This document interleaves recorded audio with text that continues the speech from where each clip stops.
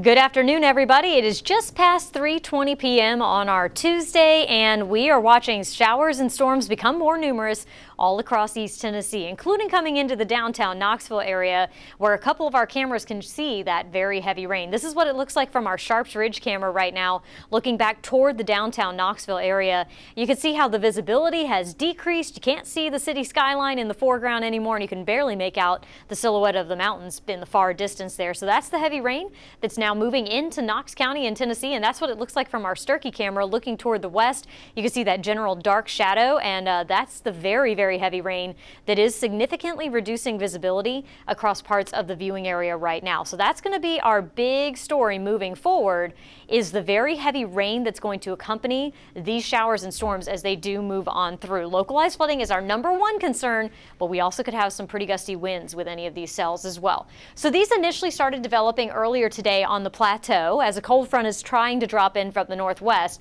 We've got very warm and muggy air out ahead of that frontal boundary, and that's what's setting the stage for the potentially heavy rainfall that we're going to be seeing. So there's the cluster of heavy rain now going to be about to move into the downtown Knoxville area, and we actually do have a flash flood warning that's in effect until 5:30 p.m. this evening for parts of Whitley and Bell counties in Kentucky. This is in effect until 5:30, as we've had at least 2.5 inches of rain fall in these areas, and flash flooding is either imminent or already occurring in these locations. We haven't had any specific flood reports, but these areas do tend to flood when you get some heavy rain, and that is why that flash flood warning was initially issued.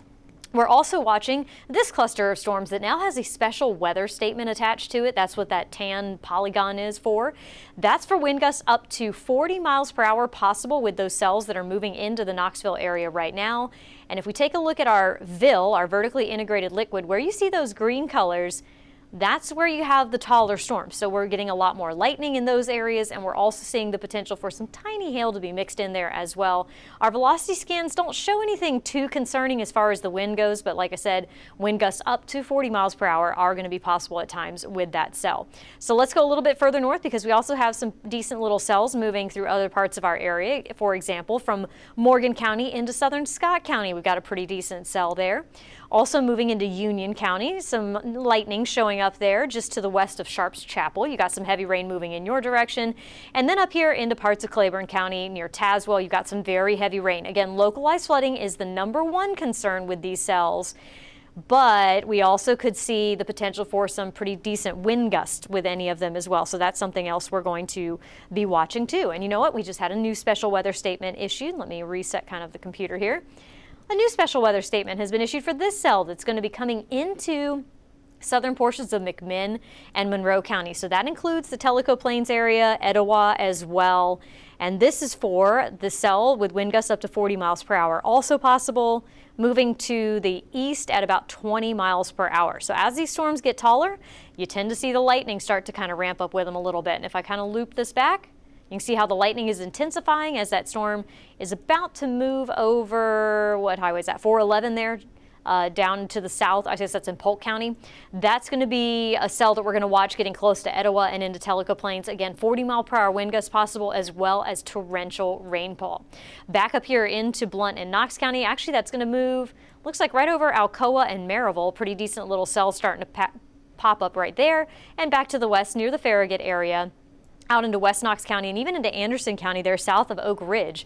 Got some pretty decent lightning starting to pop up there, and with that cell, again, torrential rain is going to be our #1 concern. All of this activity is generally moving from west to east about 20 miles per hour or so, and that is going to... 40 mile per hour winds coming in. Thank you. Todd was just checking in right there. So yes, 40 mile per hour winds a possibility. Again, we've got the heavy rain as a possibility. All of this activity kind of moving to the east at about 20 miles per hour. And we're going to keep this going for the next several hours. So if you are about to head out the door and doing your evening commute, you're going to have to watch out for those typically flood-prone, low-lying, poor drainage areas. Those are the ones that are going to have the standing water first. And we want to remind everybody, turn around, don't drown. You don't want to drive through those floodwaters anytime. You never know what the conditions are of the road underneath. You're never totally sure how deep that water is, and there could be debris underneath it as well. So we want folks to be smart and safe as you are heading out and about for the rest of this evening. Later tonight, all of that activity dies down. We keep the low clouds and some spotty showers around into the very early parts of our Wednesday, but then skies slowly clear out as we go through our Wednesday afternoon.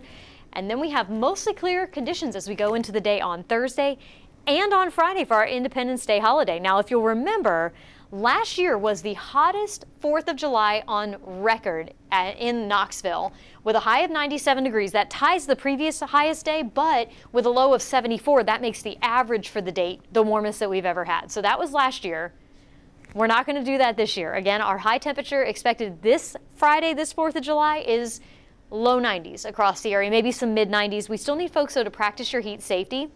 Drinking plenty of water, make sure that you keep your body hydrated, put on the sunscreen, wear the proper clothing, and make sure you keep your children and pets safe and hydrated as well if you're going to be taking them out.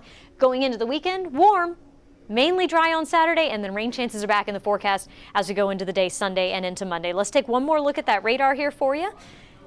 Let's take a look at, there we go, the radar. So there you go. The showers and storms are moving across the area, kind of hit or miss. Some folks are seeing them, some folks aren't, but where we do have the showers and storms, heavy rain is a possibility.